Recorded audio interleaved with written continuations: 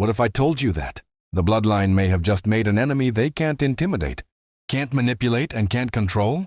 A man whose reputation alone has terrified wrestling locker rooms for decades. Because if recent developments are any indication, Haku could be aligning himself with Royce Keys and OTM, and that could completely change the balance of power in WWE. Welcome back to the Ringside Observer. I'm Kai. In this video, we're breaking down why Haku's rumored connection to Royce Keys and OTM is sending shockwaves through WWE, why this could become the biggest threat the Bloodline has faced in years, how Royce Keys may have made the smartest move of his career, and why WWE could be building toward a faction war nobody saw coming.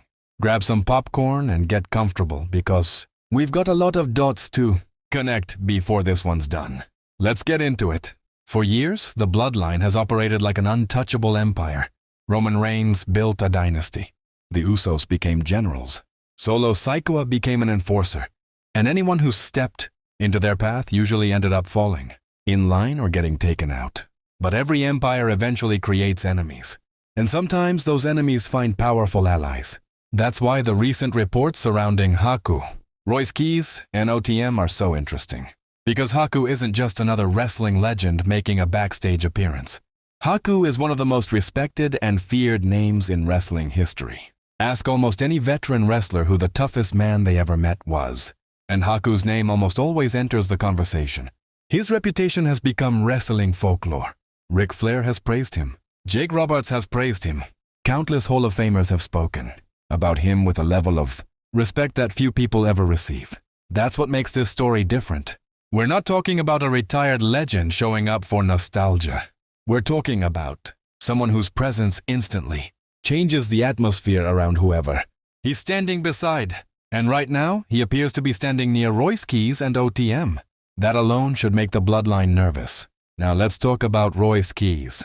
Because this move makes a lot more sense when you understand what Royce represents. Royce Keys has consistently presented himself as someone who refuses to play by the normal WWE rules. He's ambitious, he's calculated, and most importantly, he understands perception. Sometimes power isn't about championships. Sometimes power is about who stands next to you. By bringing Haku into the picture, Royce Keys may have instantly elevated OTM from an ambitious faction into a legitimate threat. Think about it. OTM already has hunger. They already have attitude. They already have something to prove. Now imagine adding Haku's credibility to that equation. Suddenly people stop viewing them as underdogs. Suddenly people start viewing them as dangerous. And that's where the Bloodline's problems begin. Because while the Bloodline remains powerful, they aren't as united as they once were. Roman Reigns has been dealing with constant drama. Solo Sikoa has made enemies. Jacob Fatu remains unpredictable. Zilla Fatu is emerging as a major player, and tension continues to build across the entire family. The Bloodline still has strength, but cracks are starting to show. That's exactly the type of situation a rival faction looks for. If Royce Keys sees weakness, then aligning with Haku could be his way of sending a message. A message that says the Bloodline isn't the only powerful family influence in professional wrestling. A message that says intimidation doesn't work on everyone. And perhaps most importantly, a message that says a new power structure may be forming.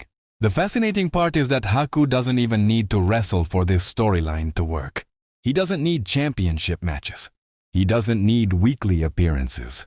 His reputation does most of the work.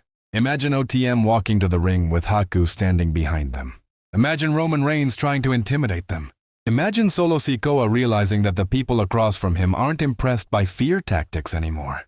That's where things become interesting. Because the Bloodline has always thrived on controlling situations.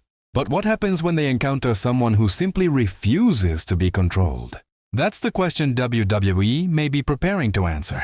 And if they are building toward a faction war between the Bloodline and an OTM group backed by Haku, then this could become one of the most compelling stories WWE has told in a long time. Because it wouldn't just be about championships. It would be about respect, legacy, power, and survival. The biggest takeaway from all of this is simple. If Haku truly joins forces with Royce Keys and OTM, the Bloodline may have finally encountered an opponent they can't simply overpower. That makes the future very interesting. Now I want to hear from you. Do you think Haku joining Royce Keys and OTM would make them a legitimate threat to the Bloodline?